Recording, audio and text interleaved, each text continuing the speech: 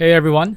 Today, we are diving into the common pitfalls of freelancing. Whether you're considering making the leap or have just started, it's vital to steer clear of these common pitfalls new freelancers often encounter.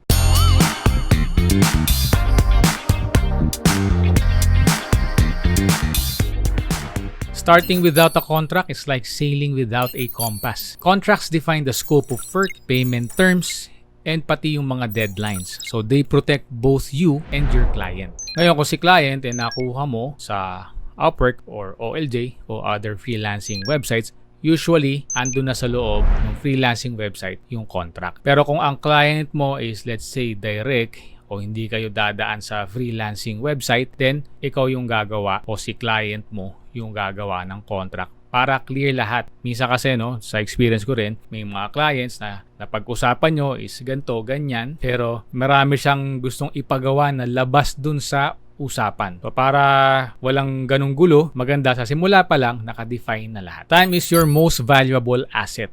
So avoid overcommitting and use tools like calendars and project management software to stay organized and meet deadlines. I highly recommend maximizing the following tools like Google Calendar, Taskade, which is my personal favorite, or Notion. And also dito rin papasok yung disiplina and yung pagkakaroon mo ng routine and schedule.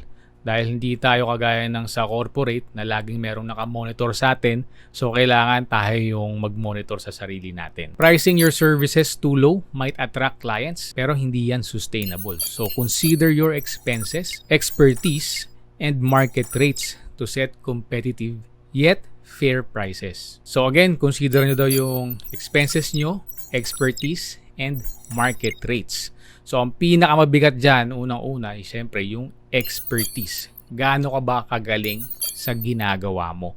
And pangalawa, yung market rate. So dapat intindido mo kung ano yung usual na rate na charge ng mga kapwa mo freelancers sa market. Baka mamaya, ang common na charge dyan sa ginagawa mo is let's say $1,000 pero gusto mong mag-charge ng $2,000 or even $3,000 a month. Well, it does not make sense. Unless, hence yung keyword na expertise, sobrang magaling ka dun. If you consider yourself na dun sa top tier, let's say top 5% sa buong mundo, top 1% even better dun sa specialized skill na yon na kailangan ng client, then you can negotiate that. Dito sa freelancing, you are your own brand. So make sure to utilize social media, networking events, and online portfolios to promote your services and connect with potential clients. Dagdag pa natin dyan yung mga Facebook groups. Meron akong naging client dati. Tinanong ko, paano ka nakakakuha ng clients? Yan yung sinabi niya sa akin sa Facebook groups lang. So, wag nating ini-small yan. Another thing to consider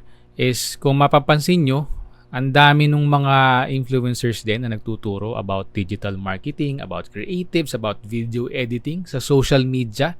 May reason yan, para makakuha sila ng inbound leads.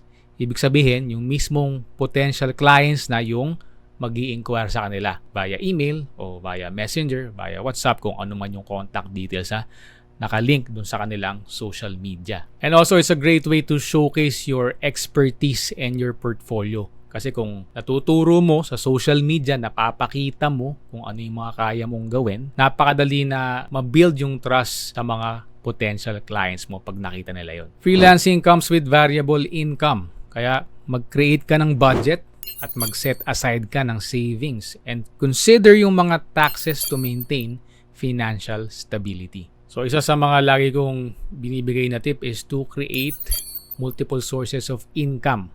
Unang senaryo, freelancer ka, meron kang isang full-time na freelancing job, kuha ka pa ng isang part-time. Or di kaya part-time ka na freelancer, kuha ka pa ng isang part-time. So the moment na mawala si client number 1, meron ka pang backup. Another scenario na pwede mong gawin, meron kang isang client right now, create ka ng other sources of income like TikTok affiliate for example. Pwede kang mag-start ng sarili mong vlog or blog talking about your expertise where you can sell either services and even yung mga affiliates mo.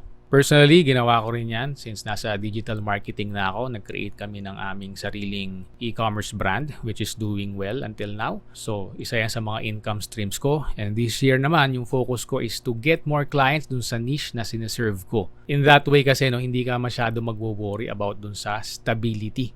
Dahil mawala man si client 1 o kaya si client 2, meron ka pang other sources of income. Isa rin yan sa paraan, by the way, para hindi ka ma-distract. Madalas kasi nakikita ko yung iba, pag ganito na yung nangyari na wala si, let's say, their one and only client, nakakatempt yan na either mawawala ka sa focus, iba na lang yung gagawin mo, or babalik ka sa dati mong trabaho nang kahit hindi ka pa nakaka-breakthrough. Pero pagka naka-establish ka na ng multiple sources of income or multiple clients, mawala man yung isa, hindi ka basta-basta magwo-worry, hindi ka basta-basta mawawala sa focus, at mas tataas yung chance mo na maka-breakthrough eventually. It's very tempting to be available 24/7 for clients, but this can lead to burnout. Kaya mag-set ka ng clear working hours and communicate them to clients. So dito na rin papasok yung pagkakaroon ng contract kung saan naka-define lahat, even yung work schedule nyo, yung mode of communication nyo, and also how you communicate with the client.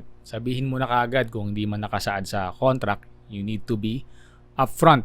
Mas gusto nila yung direct to the point. Constructive feedback is a tool for growth. Embrace it and continuously refine your skills to stay competitive. As with anything, yung feedback is napakaganda na pinakikinggan mo, no? Regardless kung nagba-basketball ka ba, volleyball, if you're playing music, if you're singing, di ba? Sa kahit ano, applicable yan. And also, pagka nag-i-e-com ka nga napaka-importante rin yung feedback ng mga customers mo. So, ganun din dito sa freelancing kasi nagbebenta ka ng services mo.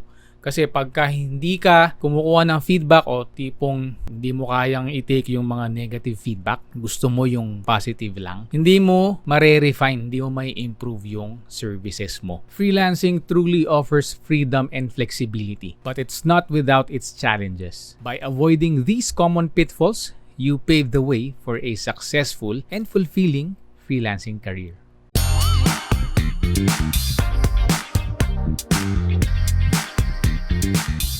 If you find this helpful, paki-like mo naman ang video na to. And if you have any questions or suggestions, do comment them below. And for more tips about freelancing and digital marketing, consider subscribing.